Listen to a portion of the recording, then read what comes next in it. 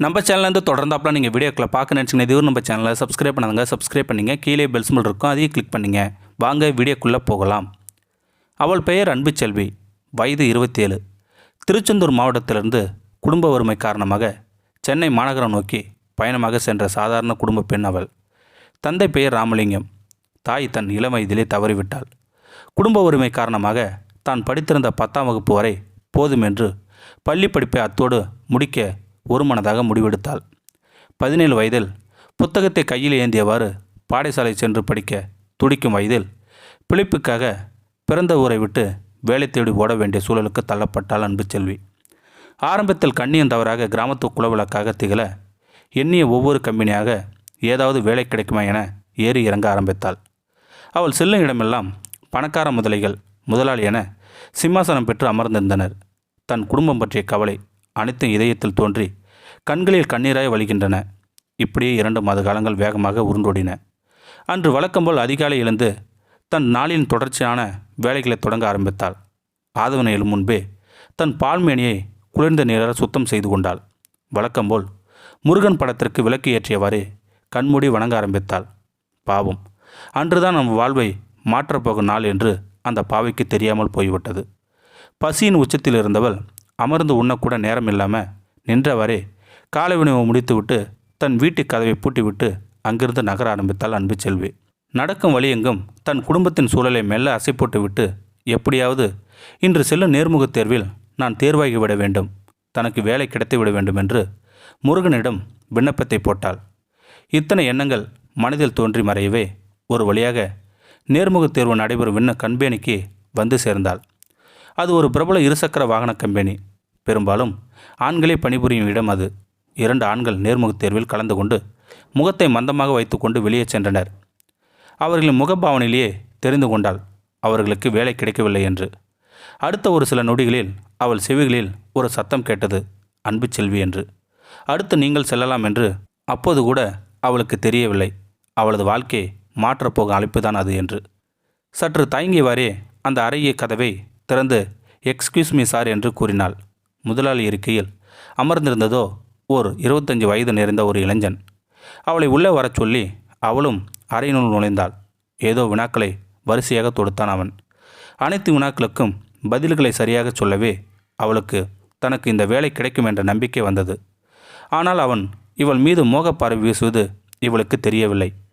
அனைத்து வினாக்களையும் கேட்டு முடித்தவனாய் இறுதியில் ஒரு கட்டளையும் அவளிடம் வைத்தான். தனது முகவரி நிரம்பிய அட்டை ஒன்றை அவளிடம் நீட்டியவன், உனக்கு என் கம்பெனியில் வேலை கிட வேண்டுமென்றால் மறுக்காமல் இந்த முகவரிக்கு தன்னுடன் தனிமையில் வர வேண்டும் என கட்டாயப்படுத்தினான். இதுவரையிலும் அவளது வாழ்வில் கேட்காத வார்த்தைகளாக இருந்தது அது அவளுக்கு. கண்ணீரை முகம் முழுவதும் வடித்தவளாய் தன் அறையை வந்தடைந்தாள். 2 நாட்கள் படுக்கையை விட்டு எழும்பவே இல்லை. பெரிதாக வீட்டில் எந்த வேலையும் செய்யவில்லை. திடீரென அவளது கைபேசியில் ஒலிக்கும் சத்தம் அவளது செவிகளில் கேட்டது. அதில் அவளது தந்தையின் எண்ணிலிருந்து வந்தது அந்த அழைப்பு. அந்த கைபேசி எடுக்க மறுபுறத்தில் அவளது தந்தையின் குரல் கேட்டது. அவரது குரலில் ஏதோ ஒரு சிறிய தடுமாற்றம் தெரிந்தது. அன்புச்செல்வி சற்று பயந்தவராய் பேசத் தொடங்கினாள். இருவரும் ஒருவருக்கொருவர் நலம் விசாரித்து கொண்டனர்.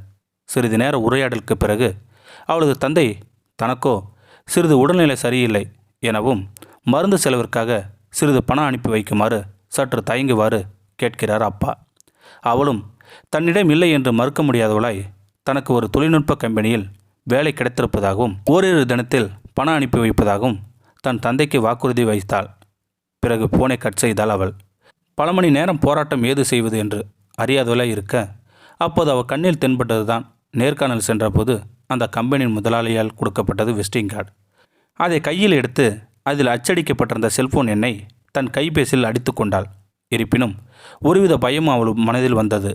சற்றே பயந்தவளாய் தயங்கி நிற்க அவளது கண்களில் முன் வந்து சென்றது அவளது குடும்பத்தின் நிலை. தன் மனதிற்குள் 1000 பயங்கள் வந்து சென்றன. தன் மனதை கொன்று புதைத்தவளாய் அந்த எண்ணிற்கு அழைப்பு கொடுத்தாள் அன்புச்செல்வி. சில நிமிடம் தாமதத்திற்கு பின்னால் மறுபுறத்தில் ஒரு ஆணின் குரல் இவள் செவிகளில் விழுந்தது. சற்றே தயங்கவளாய் பேச ஆரம்பித்தாள் அன்புச்செல்வி. தான் அவன் கூறிய விஷயத்திற்காக ஊம் என்று ஒப்புக்கொள்வதாக அவனிடம் கூறினாள்.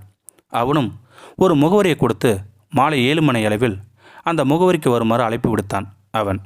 அவளும் சற்று தயக்கத்தோடு சரி என்றவாறே அழைப்பை துண்டித்தாள் அன்புச்செல்வி.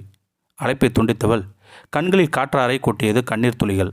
3 மணி நேரம் முழுமையாக அழுது தீர்த்தவளாய் மாலை அவளது குடும்பத்திற்காக செய்யப்போகின்ற காரியத்திற்காக தயாராக ஆரம்பித்தாள் அன்புச்செல்வி. கண்களில் கண்ணீர் மட்டும் நிற்காமல் வந்து கொண்டே இருந்தது. ஏழையாக பிறந்ததற்கு இதுதான் தண்டனையோ என்று அந்த ஆண்டவனிடம் புலம்ப ஆரம்பித்தாள் அன்புச்செல்வி. அவள் செய்யப்போகும் செயலை நினைத்து அழுது தீர்த்தாள். ஒரு வழியாக மணி 6 அடித்தது. இதுதான் அவளது வாழ்க்கை சீரழிக்கப் போகும் அடையாளம் என்பதை அக்கணம் உணர்ந்து கொண்டாள். சிங்காரமாய் தன்னை அலங்கரித்து கொண்டு மல்லிகையை அந்த அழகு மாதுவின் தலையில் மகுடம் பெற வைத்தாள். வீதியில் ஒரு 3 சக்கர வாகனத்தில் ஏறியவள் ஒரு வழியாக அவன் கொடுத்த முகவரியா வந்தடைந்தாள் அன்புச்செல்வி.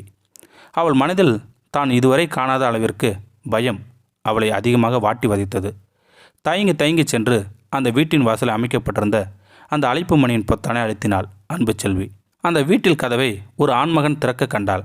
அவனும் வேறு யாரும் இல்லை, தன்னை வேலைக்காக தனிமைக்கு அழைத்த அரக்கன்தான் அவன் என்பதை கண்டுகொண்டாள். அவன் இவளுக்காக காத்திருந்தவனாய் அவனது படுக்கை அறைக்கு அவளை அழைத்துச் செல்கிறான். மேகத்தில் பெண்ணின் மேனி பூ போன்றது என்பதை எல்லாம் மறந்தவனாய் அவனது ஒட்டுமொத்த உணர்ச்சிகளையும் அவள் மீது காட்டினான். அவளும் ஒரு சாதாரண உயிர் என்பதை மறந்துவிட்டான் அந்த காமக்கூடுரன். காமத்தில் அவன் படுத்திய பாட்டில் உச்சம் முதல் பாதம் வரை மட்டுமல்லாது அவளது புனிதமான அந்தரங்க உறுப்பிலும் இரத்தம் வழிந்தன. மோகம் தலைக்கேறிவினாய் அவளின் பூமெனியை நகங்களால் கீற ஆரம்பித்தாள். குங்குமப்பூ பாதாம் கலந்து தன் மகளுக்கு நித்தமும் கொடுத்து அவளது தந்தையின் முகம் அவளது கண்முன் வந்து சென்றது. 1 மணி நேரம் உடலால் மட்டுமல்ல மனதாலும் அவளை கொன்று புதைத்து விட்டான் அந்த காமக்கூடுரன். வீட்டின் வறுமை அது விட்டால் வேறு வழி தெரியவில்லை அவளுக்கு. அவனது ஒட்டுமொத்த உணர்ச்சியையும் அவள் மூலம் தீர்த்தவன் அவளை ஒரு பெண் என மறந்துவிட்டான் போல. எல்லாம் முடித்தவனாய் இறுதியில் கட்டுக்கட்டாக பணத்தை அவளிடம் தூக்கி எறிந்தான். ஊரில் கம்பீரமாக வாழ்ந்த தந்தைக்காக தான் இந்த அளவிற்கு சென்றதை எண்ணி எண்ணி கண்ணீர் வடித்தவளாய் பணத்தை கையில் எடுத்தாள் அன்புச்செல்வி.